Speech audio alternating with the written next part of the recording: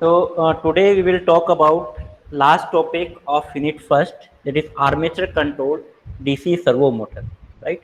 So if I am talking about armature control, that means that we have applied or the changes with the armature voltage keeping the field current constant. So suppose if I draw the circuit diagram of armature controlled DC servo motor. So suppose first we will draw the field winding. So field winding resistance and inductance are suppose RF and LF. So suppose field winding resistance is RF and field inductance is suppose LF, right? And that current flowing through the circuit is suppose IF. And if I am talking about the armature circuit, so there are two component: armature resistance, that is Ra, and armature inductance, that is La. Or if we have apply here uh, obtained this particular back EMF, and if I apply armature circuit through the this is the input voltage, right? Because यहाँ पर अपन क्या करें, armature voltage को change करें, तो this is the input, और ये जो फील्ड करंट होगी, this particular field current must be constant, right? This is the circuit of armature control DC servo motor. अब यहाँ पर सपोज अपन अज्यूम कर रहे हैं this particular back EMF EB, and इस पर्टिकुलर मोटर के लिए सेम जैसे अपन ने लास्ट टाइम किया था, moment of inertia is suppose Jm of the motor and friction coefficient suppose Fm of the motor, right? And the current flowing through this armature circuit is IF, right? तो आप अपन क्या करने वाले हैं, dynamic equation. तो आपको क्या करना है, आपको फाइंड करना है ट्रांसफर फंक्शन, राइट? तो transfer function means Laplace transform output to the Laplace transform input, right? और suppose speed is omega M. तो Laplace transform output that means omega M of S and Laplace transform input. In this particular armature control DC servo motor, input is armature voltage, right? So here armature voltage is the input, right? This particular transfer function we will obtain in this particular topic, right? अब सबसे पहले अपन suppose लिखते हैं equation किसके, अपन suppose लिखते हैं equation voltage की, right? तो वोल्टेज की इक्वेशन अपन फाइंड करते हैं. तो यहाँ पर आप केवीएल अप्लाई कर सकते हो. Suppose I will apply here KVL. तो करंट की डायरेक्शन कहाँ पर है, इस डायरेक्शन में, इस डायरेक्शन पर केवीएल अप्लाई कर देते हैं, राइट? तो आपके पास वोल्टेज कितना जाएगा, minus to plus, that V A minus E B, V A minus E B, and equal to all the voltage drop. What is the voltage drop? The voltage across resistance is I A into R A, and voltage across inductance is L A D I by D T. तो current flowing to circuit is D I by D T, right? So this is the equation first. I will apply here KVL, right? Second equation, we already know that back EMF for this particular armature control circuit proportional to omega m. Why omega m? Because we know that back EMF is proportional to flux and omega m, right? But here flux is, you already know that the flux is proportional to field current. But this field current is already constant, right? So we can write if this field current is constant, that means flux is constant. If flux is constant, then we write EB proportional to omega. So for armature control DC servo motor, we can write here EB proportional to omega. This is the second equation. Third equation, same here, we will write the equation of the torque, right? So for this particular armature control DC servo motor, motor torque is proportional to IA. Or we can write KT is the torque constant and this particular IA. और इसको भी अपन यहाँ find कर सकते हैं that motor torque is proportional to flux and armature current. And for this particular armature control DC servo motor, flux means IF, right? And IF is the constant, because if the flux IF is the constant, that means flux is constant, then we can write motor torque proportional to IA. Or if I apply, if I put here proportional constant, it is KT. KT means torque constant, right? So I have written here KT into IA, right? आपको directly लिखना है, आप चाहो तो यहाँ बता भी सकते हो कि मोटर टॉर्क की इक्वेशन कैसे आई है, बट ऑलरेडी आपने अगर मशीन पढ़ रखे हैं तो डायरेक्टली आप लिख सकते हो, right? This is third equation. Fourth equation we will write the torque equal to j d square theta upon dt square for the mechanical rotational system, and b d theta by dt plus k theta, right? But here torque is given by Tm, J is given by Gm motor, and this particular angular displacement given by theta m, and here friction coefficient not V, this is given by the Fm. तो अपन यहाँ पर Fn जम किया है, तो यहाँ पर आप Fm लोगे तो Fm and d theta m by dt, but there is no spring, that means this particular constant become 0. So I can write here equation of the torque Tm equal to J into d square theta m upon dt square plus Fm into d theta m by dt, right? These are the four equation. इसी तरीके से आप चाहो तो आप speed की equation लिख सकते हो, बट आप डायरेक्टली, मैंने आपको लास्ट टाइम ट्रिक बताई थी, उस ट्रिक से आप फाइंड कर सकते हो, राइट? तो आप चाहो तो स्पीड की भी लिख सकते हो, बट यहाँ पर रिक्वायरमेंट नहीं है, डायरेक्टली आप भी कर सकते हो. तो यहाँ पर अपन स्पीड की लिखते हैं, that we already know that angular speed is defined as change in angular displacement with respect to time. तो omega N defined as D theta M by D T. So we can write, तो D omega M by D T is equal to D square theta upon D T square. So we can write here j into, this is not j, this is jm, right? Jm into d omega m by dt, and we can write here d theta m by dt means omega m. So this is the equation in the form of speed. तो आप चाहो तो angular speed की form में भी लिख सकते हो, आइदर चाहे आप एंगुलर डिस्प्लेसमेंट की फॉर्म में भी लिख सकते हो. अब सेम काम करना, आपको लाप्लास ट्रांसफॉर्म करना है, फिर आपको ट्रांसफर फंक्शन फाइंड करना है. सो I take here Laplace transform of equation number 1 to 5. So suppose first equation में अपन find कर रहे हैं, तो VA, EB and IA are the function of time, right? And RA and LA are the constant. So we can write here according to the Laplace transform, VAS minus EB of S equal to RA is the constant and IA is the function of time, right? So IAS plus LA is the constant quantity, and we are assuming that initial condition are 0, then we can write S into IA of S, right? So this is the equation, suppose this is the equation number 6. आप चाहो तो इसको IFS को common ले लो, तो यहाँ मैं लिख सकता हूँ VA of S minus EB of S. यहाँ पर आप IFS को कॉमन लोगे, तो यहाँ पर आपके सामने एक तो कांस्टेंट आएगा RA, एक आएगा LA into S. तो RA plus S into L, right? और इसको अपन अगर आइए, क्योंकि इनपुट क्वांटिटी में मेरे पास क्या है, VA है, राइट? तो यहाँ पर अपन VA क्या लेंगे, जस्ट नीचे, राइट? तो मैं यहाँ पर लिख सकता हूँ रेशियो की फॉर्मेट में I ऑफ S, क्योंकि मुझे इनपुट में VA लेना है, राइट? तो इसलिए मैं इसको डिनोमिनेटर पार्ट में ले रहा हूँ. तो VA minus EPS equal to 1 divide by RA plus SL. So this is the first transfer function is obtained from the equation number first. तो इसको अपन इक्वेशन नंबर 6 दे देते हैं. इसी तरीके से आपको इक्वेशन 2 का अगर मैं लाप्लास ट्रांसफॉर्म फाइंड करूं, it means EB is a function of time and omega m is a function of time, right? So we can write here EB of S equal to, if omega m is a function of time, that means omega m of S. इसमें proportional constant मैंने नहीं लगाया, तो यहाँ पर आप proportional constant भी लगा सकते हो, ठीक है? तो इसको प्रोपोर्शनल कांस्टेंट अगर मैं लगाऊं, तो यहाँ पर आप लगा सकते हो KB और back EMF proportional constant is K. इसको हम यहाँ पर KB कांस्टेंट लगा लेते हैं. तो EB of S equal to KB into omega M of, right? इसी तरीके से यहाँ पर हम फाइंड कर लेते हैं, this is the equation number 7. और इसको आप चाहो तो थीटा की फॉर्मूले में लिख सकते हो. तो थीटा की फॉर्मूले में मैं लिखूंगा, तो थीटा की फॉर्मूले में लिखोगे तो we already know that omega is defined as D theta by D T, and that omega if in the Laplace transform, तो omega is equal to S into theta of S. और theta को अपन यहाँ पर theta M लिख रहे हैं, तो we can write here EB S equal to KB into S into omega, sorry, theta of S. इसको थीटा की फॉर्मेट में लिख सकते हैं।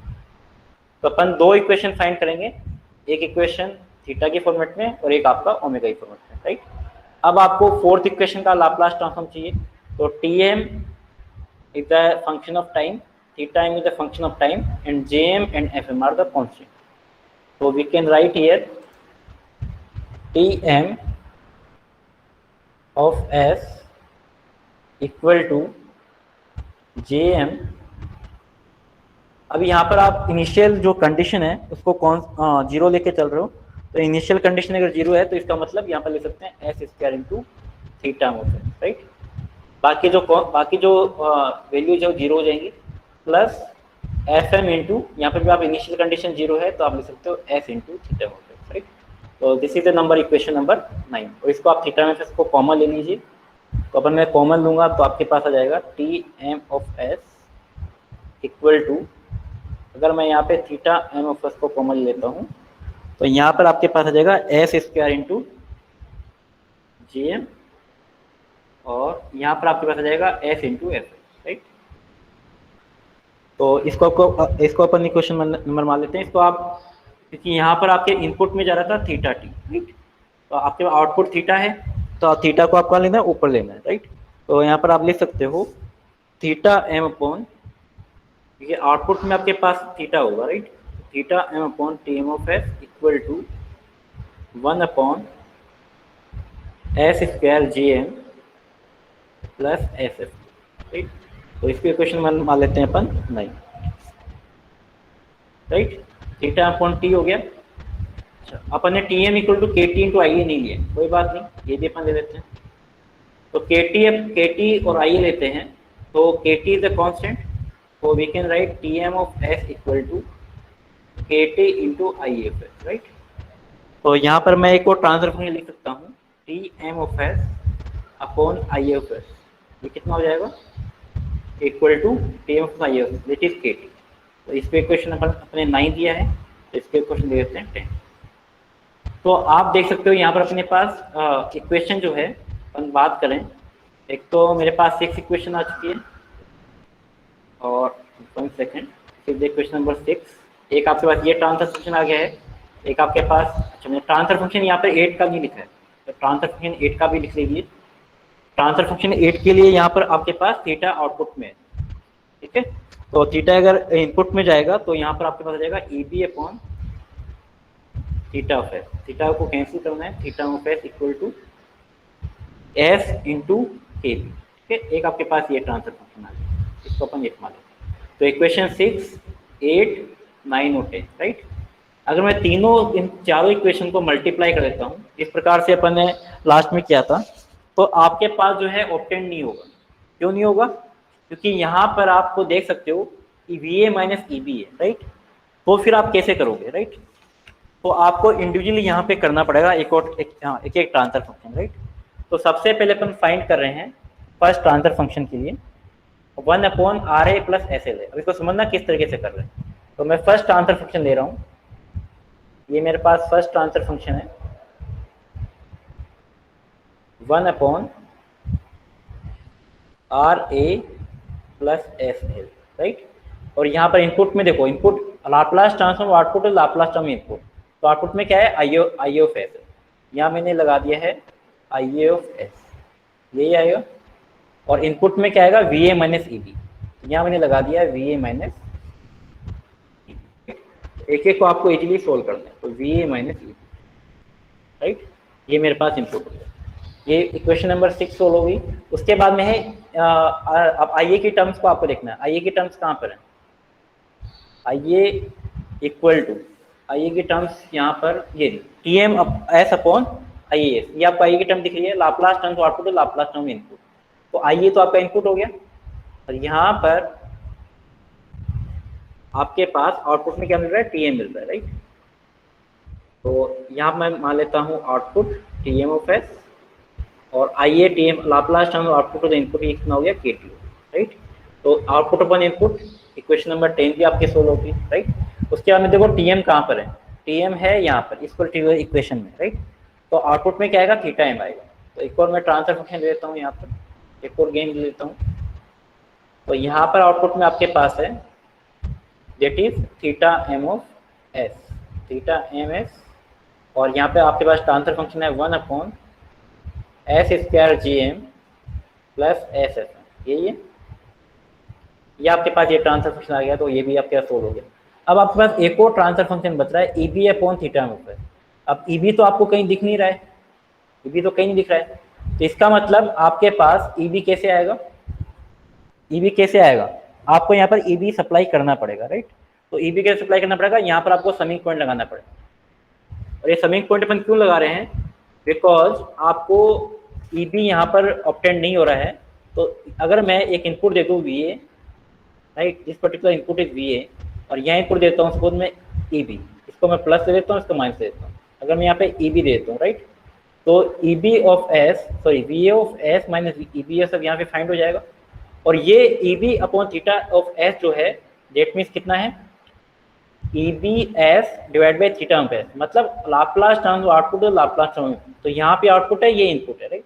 तो आउटपुट अपॉन इनपुट, डायरेक्शन क्या होगी, ये डायरेक्शन होगी। इसका मतलब यहाँ पर एक फीडबैक पाथ जा रहा है, और उस फीडबैक पाथ की वैल्यू आपको कितनी दे रखी है, फीडबैक पाथ का आपको आपकी वैल्यू दे रखी है, इट इज इक्वल टू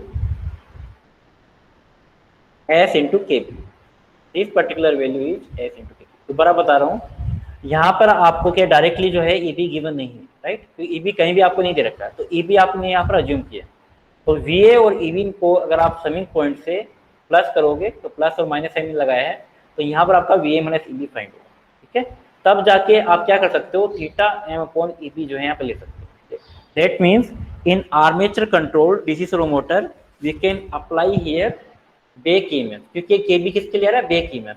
तो बैक ईएमएफ किस, यहाँ पर एक तरह से फीडबैक पाथ प्रोवाइड करा रहा है, right, this particular back EMF providing A feedback path, right.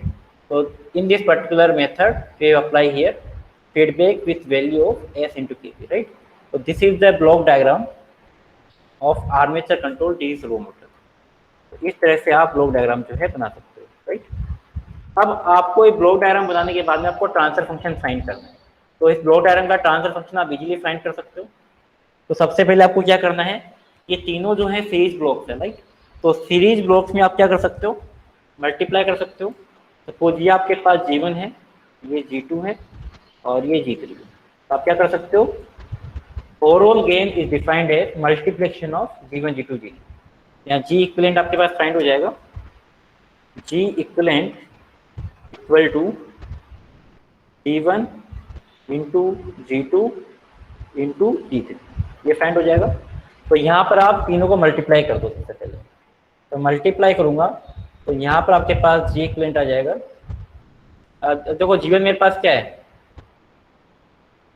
देखो जीवन मेरे पास क्या है, 1 upon R A plus S L into K T. तो के टी आपका न्यूमरेटर पार्ट है, के टी आ गया, divided by K T divided by, अब आपके पास टर्म है एक तो R A plus S L, R A plus S into L A, और यहाँ पर है S square J M, S square G M plus S into S, यही वाली टर्म है। तो मैंने तीनों को मल्टीप्लाई कर दिया यहाँ पर, तो ये मेरे पास जी इक्विवेलेंट आ गया, राइट। उसके बाद में जी इक्विवेलेंट मेरे पास आ गया। अब इसको मैंने एक इक्विवेलेंट जी इक्विवेलेंट फॉर्मेट में कर दिया, तो इसको आप जी मान लो, इस पर्टिकुलर को आप एच मान लो, राइट। और कौन सा फीडबैक है, नेगेटिव फीडबैक है। तो we can apply here with negative feedback, we know that overall gain is defined as 1 upon g upon 1 plus gh, that is transfer function, right. तो transfer function theta M of S V of S कब आएगा, जब अपन यहाँ पे negative feedback apply करेंगे, राइट। तो यहाँ पर जो एच है, H equivalent defined as F into K, तो we can apply here overall gain theta M of S upon V A of S is defined as 80 divided by R A plus S L A into S square G M plus S into F, right, and whole divided by 1 plus G into H, right. तो G मेरे पास यहाँ पर है K T divided by R A plus S L A into, अब यहाँ पर S को भी आप कॉमन ले लो, ठीक है। कि भाई एलसीएम सेम आ रहा तो एक बार आप रहने दो एस को ना, S square J M plus S F, right. और यहाँ पर आपके पास आ जाएगा एस इंटू के, यही आएगा, ठीक है। जी जी अपॉन वन प्लस जी। अब इसको यहाँ पर एलसीएम ले लीजिए, तो एलसीएम आपके पास होल टर्म आ जाएगी, तो K T divided by R A plus S L A into S square G M plus S F divided whole divided by, अब यह मल्टी पूरी टर्म जो है आपके पास मल्टीप्लाई हो जाएगी R A plus S L A into S square G M plus S F M plus S into K T into K, right, K T into K. अब यहाँ पर आपके पास theta M of S divided by V A of S आ जाएगा। अब ये term तो आपके पास कैंसिल आउट हो जाएगी, denominator part, this term must be cancel out, मैंने लिखा नहीं है सॉरी, ये जो होल टर्म है this will be cancel out, right. Then we can write K T divided by R A plus S L A into S square J M plus S F M plus S K T into K. ये आपके पास function आ गया कौन सा, transfer function, Laplace transform output that is the angular displacement and Laplace transform input that is V A, right. अब आपको क्या करना है,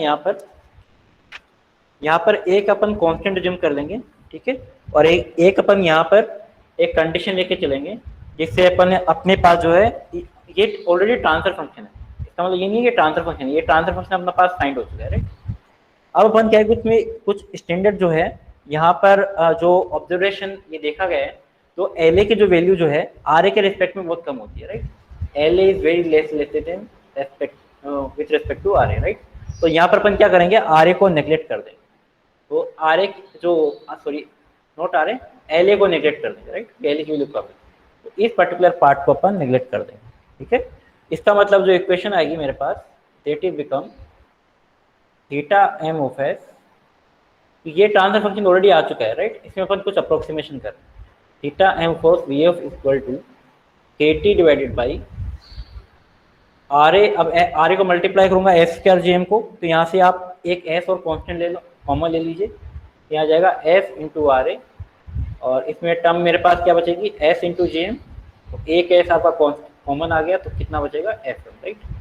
और उसके बाद में S into K T into K B, तो इसमें भी चाहो तो आप डायरेक्टली इसमें भी आप कॉमन ले लो, तो इसमें भी आप एस को कॉमन ले लो, राइट। तो पूरी टर्म में से मैंने एस को कॉमन ले लिया, तो यहाँ पर मैंने पूरी टर्म्स में से एस को यहाँ पे कॉमन ले लिया, राइट। अब यहाँ पर अपन क्या कर रहे हैं कि इस पर्टिकुलर टर्म को यहाँ पे जो, सॉरी मैंने मल्टीप्लाई नहीं किया है तीनों में, तो मल्टीप्लाई भी मैं कर देता हूँ, तो K T divided by S into, अब इस पारे को मल्टीप्लाई कर दो, पारे को मल्टीप्लाई करोगे तो मुझे क्या क्या मिलेगा, S R A into J M plus R A into F, right, और then K T into K B, right. अब यहाँ पर मैं क्या कर रहा हूँ, इस पर्टिकुलर पूरी टर्म्स को आर ए एफ एम और इसको आर ए जेन को, इसको मैं अपन क्या हो रहा है कॉमन ले लेंगे अपन, ठीक है, कांस्टेंट क्वांटिटी को, इसको अपन को एक्चुअली क्या करना है, इसको 1 बनाना है, क्योंकि आपके पास जो फर्स्ट ऑर्डर इक्वेशन होती है वो इस फॉर्मेट में होती है 1/1 प्लस एस टी, राइट। अपन इस फॉर्मेट में लाना चाह रहे हैं, right, to define the time constant, right. तो इस फॉर्मेट में लाने के लिए फैक्टर को कांस्टेंट की टर्म्स को आपको 1 बनाना पड़ेगा, राइट। तो इस कांस्टेंट को 1 बनाने के लिए मैं क्या करूंगा कि यहाँ पर कांस्टेंट को 1 बनाने के लिए डिवाइड करूंगा, कौन सी क्वांटिटी से, R A F M plus K T K B से, राइट। तो R A F M K T K B से डिवाइड करूंगा दोनों साइड में, तो यहाँ पर मैं डिवाइड कर रहा हूँ are A F M K T into K B, उस फॉर्मेट में लाने के लिए। तो अब यहाँ पर मैं डिवाइड कर दूंगा, अब यहाँ पर तो ये पूरी टर्म तो 1 बन जाएगी, डिवाइड करूंगा तो 1 plus S into R A J M divided by R A F M plus K T into K, right. अब देखो यहाँ पर 1 प्लस एस टी की फॉर्मेट में कुछ बन रहा है। तो अब यहाँ पर इस पर्टिकुलर जो मेरे पास कांस्टेंट आया है R A F M, this is known as time constant, right. इसको अपन रिज्यूम करेंगे motor, sorry not T M, यहाँ टी एम मतलब मोटर टॉर्क नहीं है, ये अपन इसको टी कैपिटल एम मान लेते हैं। यहाँ पर मैंने स्मॉल एम लिया है, कैपिटल एम लिया है, एक बार आप देख लीजिए, कैपिटल एम लिया है, राइट। तो इसको अपन स्मॉल एम मान लेते हैं, ठीक है। टी एम मीन्स ये T am not the torque, this is the time constant, right. और इस पर्टिकुलर जो कॉन्स्टेंट है इसको अपन एज्यूम कर रहे हैं, दिस पर्टिकुलर टर्म इज के एम, इसको अपन एज्यूम करेंगे के एम, राइट। अगर मैं इसको अगर मैं कांस्टेंट दो कांस्टेंट एज्यूम कर लेता हूँ, because R A F M K T K B J M F M all are the constant, right. तो इसको मैंने एक नया कांस्टेंट नाम दे दिया K M upon S into one plus S into T, right. This particular T M is the time constant of the motor, this particular the motor constant, right। तो यहाँ पर मैंने ले दिया 1/s प्लस टी एम और this is equal to theta M ऊपर। तो ये मैंने सिंपलेस्ट फॉर्मेट में फाइंड किया, राइट। आप चाहो तो यहाँ तक भी आप आंसर कर सकते हो, ठीक है, there is no issue. But यहाँ पर अगर अपन आर ए को नेग्लेक्ट करते हैं तो इसके एक सिंपलेस्ट फॉर्मेट में मैंने यहाँ पर फाइंड कर लिया। तो this is the transfer function of armature control DC servomotor, right. But अपन को यहाँ पर एंगुलर स्पीड है, यहाँ पर एंगुलर डिस्प्लेसमेंट है, तो angular speed is equal to D theta by D T, उस फॉर्मेट में अपन को फाइंड करना है। So we can Laplace transform equal to that is omega M S equal to S into theta M S, right. तो आपको क्या करना है, इस एस को यहाँ ले जाना है, क्रॉस मल्टीप्लाई में कर सकता हूँ। तो इस एस थीटा एस को क्या लिख सकते हो आप, ओमेगा एम एस, राइट। तो omega M upon S V of S equal to K M upon one plus S T. तो अगर आपको कोई एग्जाम्स के अंदर बोलता है, अगर आपको omega M S upon V F S पूछता है तो यहाँ तक आपको फाइंड करना है, और आपको theta M of S divided by V F S कोई पूछता है तो आपको यहाँ तक फाइंड करना है, राइट। तो एंगुलर डिस्प्लेसमेंट के लिए यहाँ पर सेकेंड ऑर्डर सिस्टम होगा और स्पीड के लिए फर्स्ट ऑर्डर सिस्टम होगा, राइट। तो यहाँ पर आपको कोई पूछ भी सकता है वाइवा के अंदर, अगर मैं बात करूँ Laplace transform of speed to the Laplace transform of armature voltage, that means first order circuit। और अगर मैं बात करता हूँ Laplace transform angular displacement divided by Laplace transform of armature voltage, तो मेरे पास सेकेंड ऑर्डर सर्किट बनेगा, ठीक है। तो इस तरीके से आप आर्मेचर कंट्रोल डीसी सर्वोमोटर का ट्रांसफर फंक्शन फाइंड कर सकते हैं। तो ये ट्रांसफर फंक्शन सेम उसी की तरीके से जैसे मैंने लास्ट टाइम फाइंड किया था। यहाँ तक किसी को डाउट है तो आप पूछ सकते हो।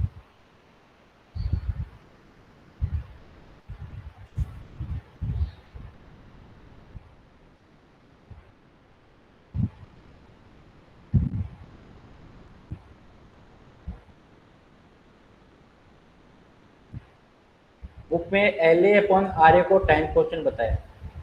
विनीत अपन बात करते हैं जैसे अपन उसकी बात करते हैं ना डीसी मोटर में, ठीक है ना।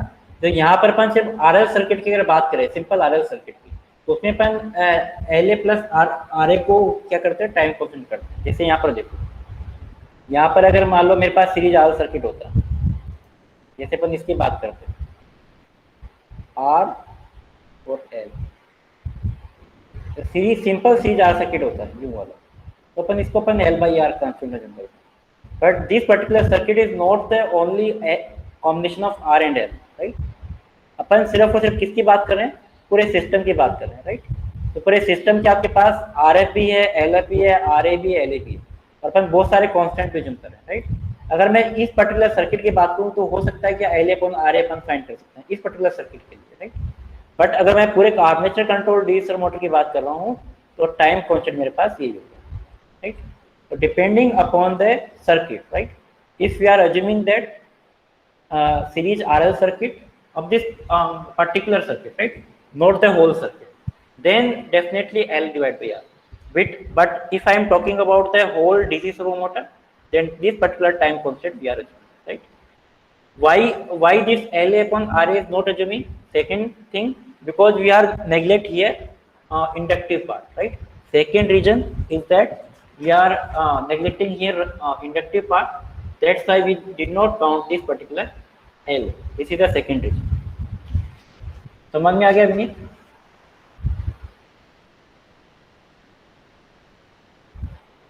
और जे अपॉन बी को मैकेनिकल टाइम कॉन्स्टेंट, वो डिपेंड करता है कंडीशन। आप मेरे को स्क्रीनशॉट दे देना उसने क्या कंडीशन एज्यूम की, तो डिपेंड करता है किस कंडीशन को लेके चल रहा है ना। और हो सकता है किसी बुक में यहाँ पर एल ए को कॉन्स्टेंट नहीं गिवन, आप जो एल ए अपॉन आर ए बता रहे हो ना, उसमें एल ए को वहाँ पर नेग्लेक्ट नहीं कर रखा होगा, इस एल ए को यहाँ पे नेग्लेक्ट नहीं कर रखा होगा, ठीक है। तो अपन ने यहाँ पर एल ए को नेग्लेक्ट किया, ठीक है, उस कंडीशन में ये आए। समझ में आ गया विनीत? और कोई डाउट किसी का?